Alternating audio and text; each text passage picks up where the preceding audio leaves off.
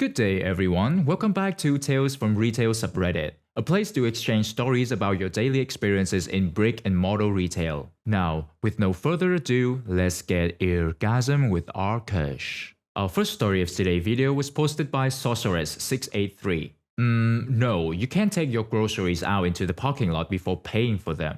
It was at the start of the spring gardening season and my everything store had just started up with the plants, soil, and all the things that you need to hopefully make your food. The garden center is kind of weird. You can get some things in the large, covered greenhouse area and the rest is in the parking lot. Now, there are a lot of people buying dirt, but they usually just buy that at the register. I'm not in the garden, so I have less of an idea of exactly what the breakdown is.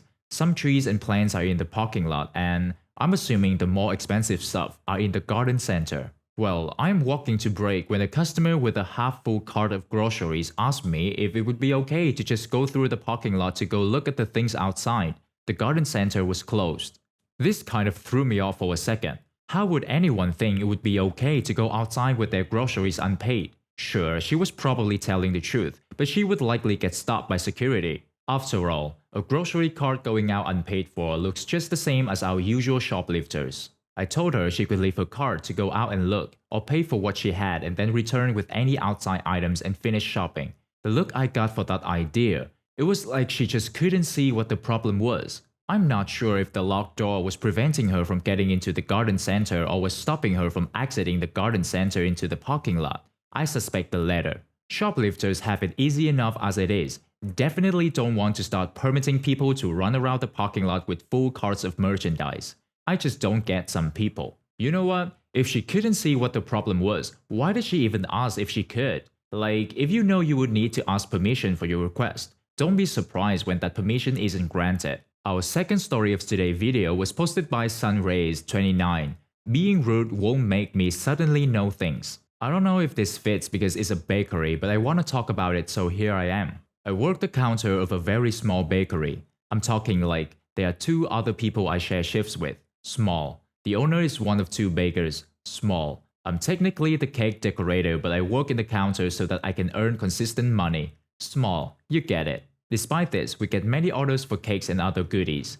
Unbeknownst to me, the man who called us, really me, I was alone, you see, yesterday, had placed an order for a cake to be mailed to him one state away. I only learned this when he called to complain it hadn't arrived. Me. Good morning, bakery. Customer. Hi, I'm calling about a cake that was supposed to be delivered to town yesterday. It hasn't shown up yet. Me. I'm sorry, I don't know anything about the order, but I can give you my boss's email address and you can send her a message. She'll be able to help you better than I can. Customer. I don't have time to email anyone. I'm at work and I'm busy. Me. Sir, I'm sorry but I cannot help you. I don't know anything about the order. Customer. Well, where's the girl that took the order? Can I talk to her? Me. I don't know who took your order, sir. There are like 5 of us here who answer the phone. Customer. Well, where are the other 5 then? Are they anywhere around you? Me. No, I'm the only one here. Customer. Well, that is just disgusting. How do you? Me.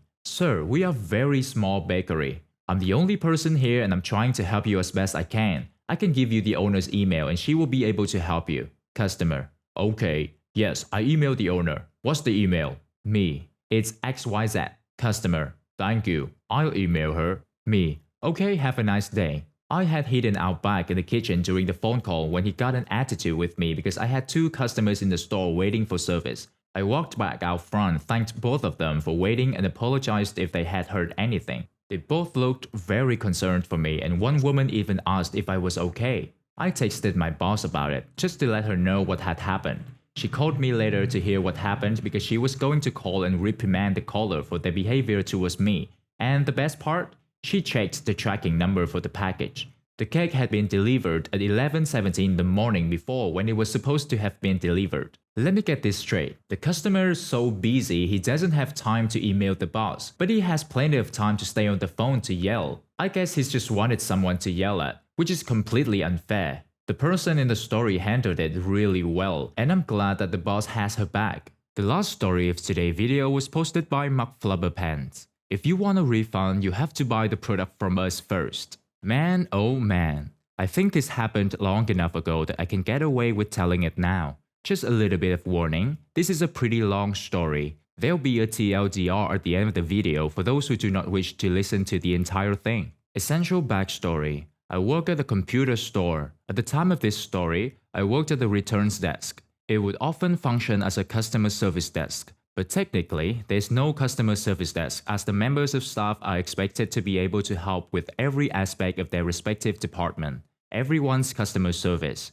Also, know that I'm allowed to be very flexible with our return policy as long as it's within reason. Also, I hate working the returns desk. This day was like any average retail day. The store I work at is run relatively well, so the day passes by smoothly. That is until about an hour before my shift ended when a teenager comes up to my desk hoping to return some computer parts. This includes RAM, a motherboard, and a CPU. He doesn't have the receipt. However, receipts are not required as long as I can find the transactions in my POS, point of sales system. Thankfully, he has an account and I can find the RAM and motherboard. The RAM I was able to give him a refund on, no issue. However, the motherboard was about 50 days old. Our return policy is 30 days, but I was feeling nice. He's a kid after all, and I remember how confusing I found the word when I was his age, which was not that long ago but feels like a lifetime.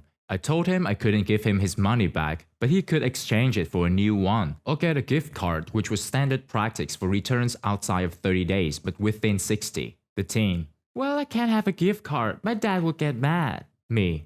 Okay, but I cannot give you your money back. You're well over the return period, so it's either a gift card or an exchange. Teen. I guess I get a new motherboard then. Me. Which one do you want? Teen. The same one, I guess. At this point, I realized that I had forgotten why he wanted to return it. It wasn't required anymore, as any open product at this point would be sent back to the distributor for inspection anyway. Turns out, his computer wasn't working after he put it all together, so he needed new stuff. Teen. Yeah, I don't know why it's not working. Me. Okay. Did you want to go look around for other stuff, or did you want me to call a salesman over to grab you another board? Teen. Just give me a new one.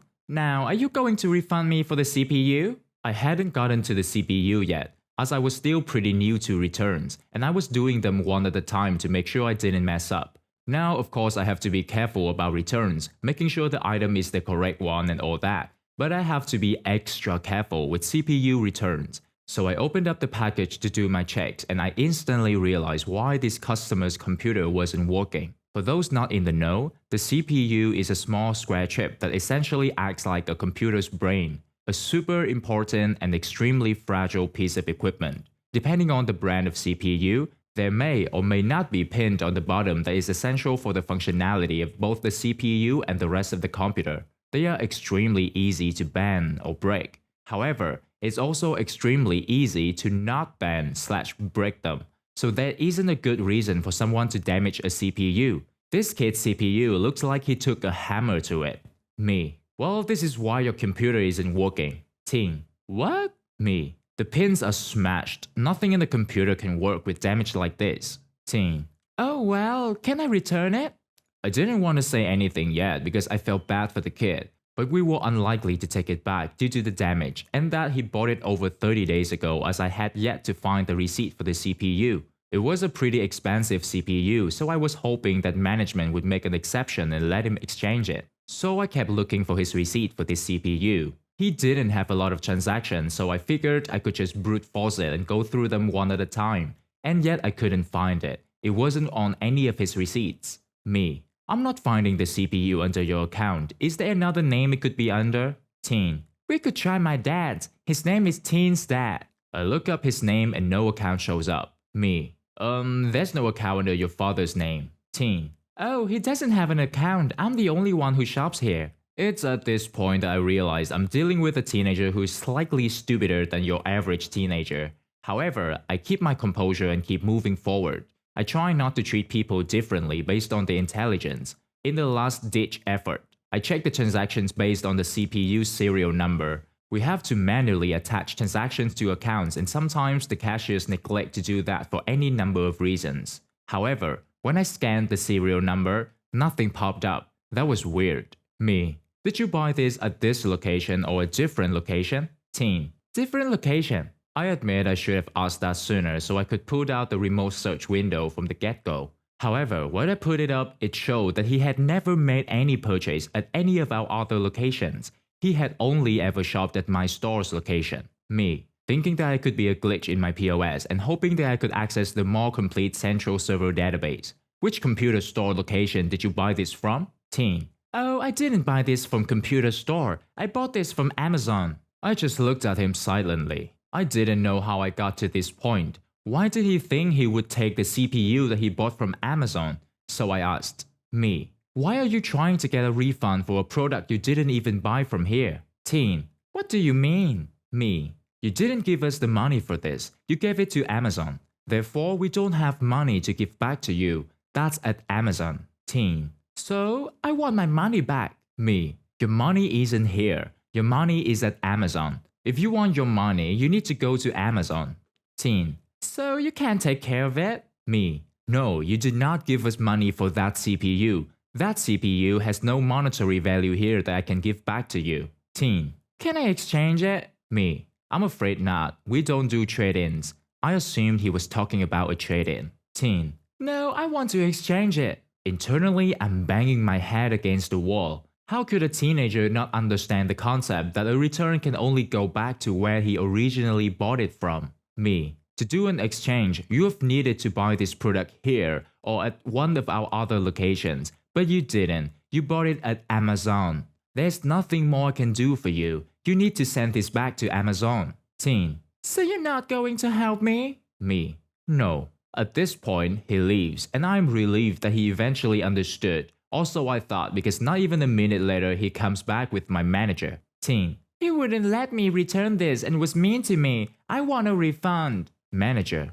I'm sorry about that, sir. Do you have your receipt? Teen. No, but I bought it last month from Amazon. I kid you not, that's what he said. Manager. Why would I give you money for something that you didn't even buy from us? Teen. Are you saying you won't give me a refund? Manager. There is no refund to give and nothing I can do for you. The teen then storms off to a salesman and says to them, They were mean to me, called me names and won't give me a refund for my item. Salesman. That's not my department, it's their decision when it comes to refunds. The teen then storms off and tries this routine over and over again, each time getting more and more upset over the next 20 minutes until he's quite ugly, crying to the store's general manager about how horrible everyone was to him and how we won't give him a refund for his CPU. The general manager then asked him to wait and came to me. General manager, why won't you give him a refund for his CPU? At this point, I don't care how old it is. Me. He didn't buy from here. He bought it from Amazon. Ask him. General manager did just that. When he heard that the teen did buy the CPU from Amazon, the general manager essentially asked him why he thought that we'd take it and give him a refund. The teen said someone in the repairs department said that we'd take care of him. This turned out to be a misunderstanding or a lie, as the technician was only saying that I was the one who handled returns, not that I definitely, for sure, give the kid a refund. Eventually, the teen left, tears in his eyes and without a refund. He later left me a survey review that I made fun of him, threw his items on the floor and refused to give him a refund. We have cameras. My general manager had that review dismissed. It's insanely annoying to get a survey review dismissed, so it shows just how ridiculous the general manager thought the situation was. TLDR. A kid tried to return a damaged product that he didn't even buy from the company I worked at. Then he threw a legendary tantrum when I refused to give him his money for said product, going all the way to my general manager trying to get his refund. It did not work out for him. Honestly, I want to ask customers sometimes why they think something. Please explain to me how this works in your head, please. I need to know. Make this make sense for me. Probably what's going on inside their head is this. Stores gives refund. He wants refund. He goes to store. Why won't store give refund? That's it. That's the entire thought process. Though, if I'm being honest, the way he left that review leaves me inclined to think he was doing this intentionally. Amazon probably denied the return and so he thought to try his luck elsewhere. What a terrible kid. Well, that brings me to the end of our video today. Hope you reach your eargasm with rKush. Good day, everyone.